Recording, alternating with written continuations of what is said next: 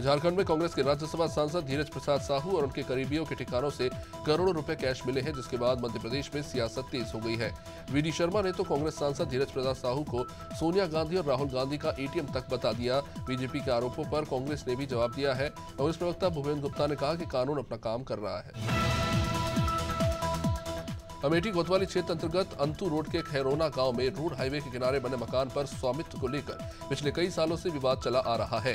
प्रशासन से मदद मिलने के बाद पीड़ित केंद्रीय मंत्री और अमेठी सांसद स्मृति ईरानी से मिलने गौरीगंज पहुंचा ये शख्स केंद्रीय मंत्री ने तत्काल अमेठी के पुलिस अधीक्षक डॉक्टर इला मारन जी को पास बुलाकर गरीब परिवार की हर संभव मदद करने के लिए निर्देश दिए। उत्तर प्रदेश के जनपद फिरोजाबाद में बीजेपी कार्यकर्ताओं ने आयकर विभाग द्वारा चलाई जा रही छापेमारी में कांग्रेस सांसद के यहाँ करोड़ों की राशि मिलने पर भ्रष्टाचार के खिलाफ जिला मुख्यालय पर प्रदर्शन किया और एडीएम को ज्ञापन सौंपा। बीजेपी के सैकड़ों की तादाद में कार्यकर्ताओं ने नारेबाजी करते हुए कांग्रेस पार्टी का पुतला दहन किया। कौशाम्बी के कोकराझ थाना क्षेत्र के शहजादपुर में घर घर नल योजना के लिए निर्माणाधीन पानी की टंकी के लिए विद्युत सप्लाई के लिए लगाए जाने वाले सोलर पैनल चोरी हो गए। 2.5 लाख के सोलर पैनल की चोरी शहजादपुर चौकी में हुई। इस मामले में पुलिस ने जांच शुरू की है। पानी टंकी चलाने के लिए इसमें सोलर पैनल लगाया जाना था, जिसे सुरक्षा के लिए रखा और रात को सो गया। सुबह 16 पैनल गायब थे। मुख्यमंत्री सामूहिक विवाह योजना के तहत कलेक्ट्रेट मुख्यालय स्थित बुद्धा पार्क रविंद्रनगर धुंस में सामूहिक रूप से 594 जोड़ों का धार्मिक रीति रिवाज और वैदिक मंत्रोच्चारण के साथ सामाजिक रीति रिवाज से विवाह संपन्न हुआ, जिसमें 525 हिंदू धर्म से संबंधित तथा 69 अल्पसंख्यक समुदाय से संबंधित जोड़े जिनकी शादी की गई।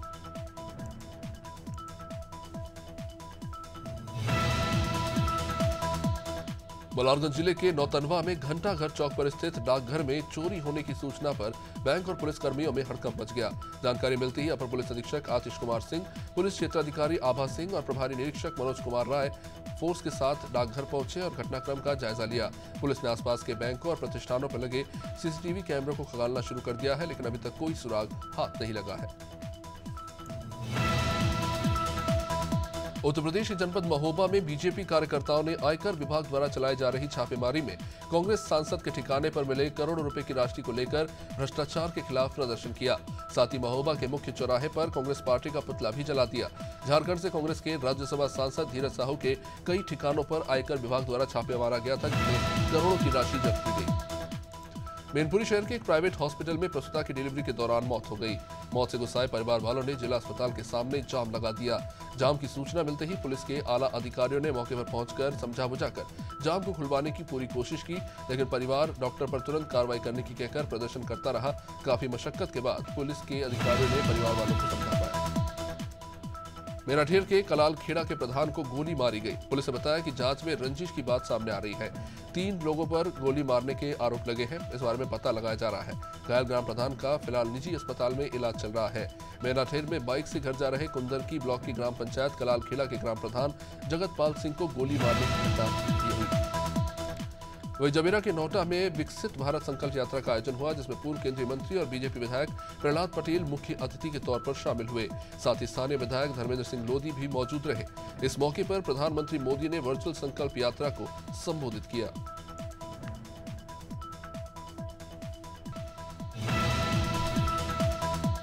शिवपुरी जिले में भाजपा प्रत्याशी देवेंद्र जैन की जीत से ज्यादा चर्चाएं कांग्रेस प्रत्याशी केपी सिंह की हार की हो रही है। कांग्रेस प्रत्याशी केपी सिंह की हार के बाद बुजुर्ग गोविंद सिंह ने मुंडन करवा लिया। वो पिछले 15 सालों से केपी सिंह के हारने का इंतजार कर रहे थे। गोविंद सिंह ने केपी सिंह के हारने पर अपना सर मुड़वाकर अपना प्रण पूरा किया, जो उन्होंने 15 साल पहले लिया। सीएम शिवराज सिंह चौहान ने गुना जिले के राघोगढ़ में रोड शो किया। सीएम ने रोड शो के बाद आम सभा को संबोधित किया।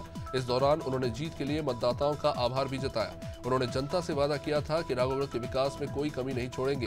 सीएम शिवराज ने कांग्रेस पर तंज कसते हुए कहा कि जिस दिन कांग्रेस कर्नाटक में जीती, उस दिन एमपी में बीजेपी की जीत पक्की हो गई। छत्तीसगढ़ का अगला मुख्यमंत्री कौन होगा, इसे लेकर चर्चाओं का बाजार गर्म है। हर गली मोहल्ले में सीएम के नाम को लेकर कई तरह के कयास लगाए जा रहे हैं। बिलासपुर की बिल्हा सीट से विधायक और बीजेपी प्रदेश अध्यक्ष के साथ ही विधानसभा अध्यक्ष और नेता प्रतिपक्ष की जिम्मेदारी संभाल चुके धर्मलाल कौशिक ने खुद को सीएम की रेस से बाहर बताया। उन्होंने कहा कि वे एक छोटे से कार्यकर्ता है, लिहाजा मुख्यमंत्री बनाए जाएंगे या नहीं, इस पर कह नहीं सकते। वहीं छुरिया के गेदा टोला गांव में राजस्व विभाग की टीम ने अतिक्रमण पर बुलडोजर चलाया। राजस्व विभाग ने गांव में सड़क किनारे लगी दुकानों और चखने की दुकानों को हटाया और सरकारी जमीन को खाली कराया। इस दौरान भारी पुलिस बल को तैनात करना पड़ा। ग्रामीण लंबे समय से अवैध शराब कारोबारियों पर अंकुश लगाने की मांग कर रहे थे।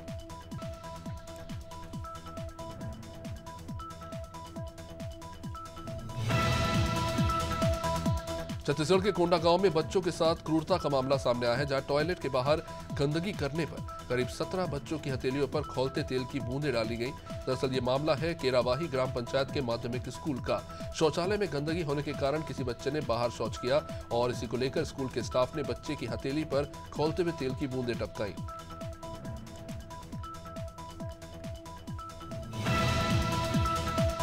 झारखंड में कांग्रेस के राज्यसभा सांसद धीरज प्रसाद साहू और उनके करीबियों के ठिकानों से मिले करोड़ों रुपए कैश के बाद भाजपा कांग्रेस पर हमलावर है।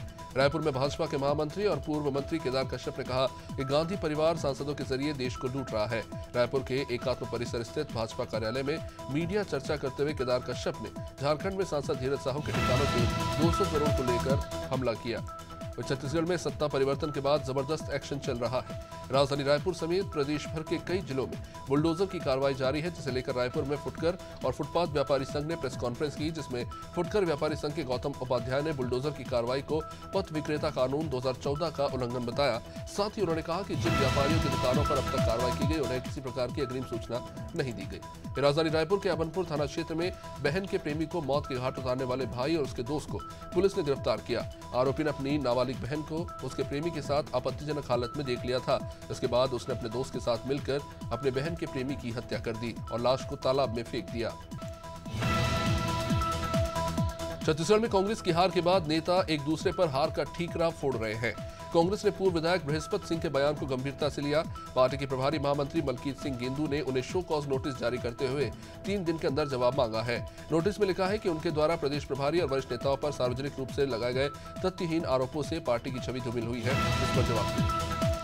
छत्तीसगढ़ की सत्ता में बीजेपी ने 5 साल बाद वापसी की। छत्तीसगढ़ बीजेपी प्रदेश अध्यक्ष अरुण साव ने इस जीत के लिए सभी केंद्रीय नेताओं को धन्यवाद दिया। साथ ही भाजपा की इस जीत का श्रेय प्रदेश प्रभारी को दिया है। वे मुख्यमंत्री चेहरे को लेकर उन्होंने कहा कि पर्यवेक्षकों की नियुक्ति हो चुकी है, कुल विधायक दल की बैठक होगी और इसी के बाद फैसला होगा। उत्तराखंड ग्लोबल इन्वेस्टर समिट का समापन हो चुका है। समिट के दौरान 2 दिनों तक उत्तराखंड के चहुमुखी विकास के लिहाज से मैन्युफैक्चरिंग के साथ साथ सर्विस सेक्टर पर भी प्रदेश की धामी सरकार ने फोकस किया।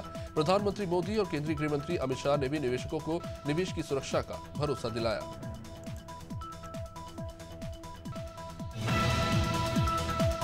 देश पर मर मिटने के लिए भारतीय सेना में 343 युवा अफसर शामिल हो गए। भारतीय सैन्य अकेडमी में भारतीय सेना के 343 अफसरों के साथ 12 मित्र देशों के 29 अफसर भी पासिंग आउट परेड में शामिल हुए। श्रीलंका के chief of defence staff general Shavendra Silva ने पासिंग आउट परेड की सलामी ली। IMA की स्थापना के बाद से अब तक यहां से 65,234 देशी और विदेशी कैंडिडेट पास आउट हो चुके हैं। देहरादून में 2 दिवसीय इन्वेस्टर समिट को लेकर पिछले 6 महीने से तैयारी चल रही थी। अब तक लगभग 3 लाख करोड़ के MOU साइन हो चुके हैं, जबकि 44,000 करोड़ की ग्राउंडिंग इन्वेस्टमेंट हो चुकी है।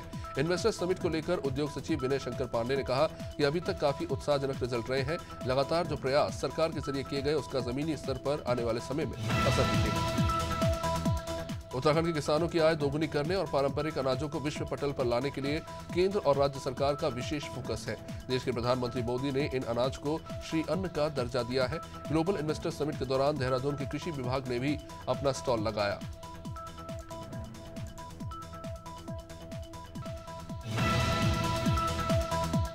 उत्तराखंड में ग्लोबल इन्वेस्टर समिट के शुभारंभ के दौरान पीएम मोदी को सीएम धामी ने टिमरू से बने सुगंधित इत्र भेंट किए, जो कि पीएम को काफी पसंद आए। बता दें कि टिमरू एक पेड़ अक्सर हिमालयी जंगलों में पाया जाता है, जिसे उत्तराखंड के लोग किसी भी शुभ कार्य में उपयोग करते हैं। सुगंध पौधा केंद्र ने इसे नया प्रयोग कर इससे परफ्यूम बनाया है। सीएपी के इस प्रयोग ने लोगों के लिए रोजगार के दरवाजे खोले हैं।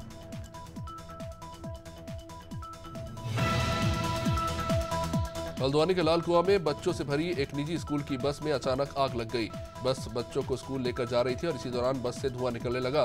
ड्राइवर ने तुरंत बस को रोका और तत्परता दिखाते हुए आसपास के लोगों की मदद से बच्चों को बस से सुरक्षित बाहर निकाला। इधर सूचना के बाद पहुंची दमकल की गाड़ियों ने आग को बुझाया, लेकिन तब तक बस पूरी तरह से जल चुकी थी।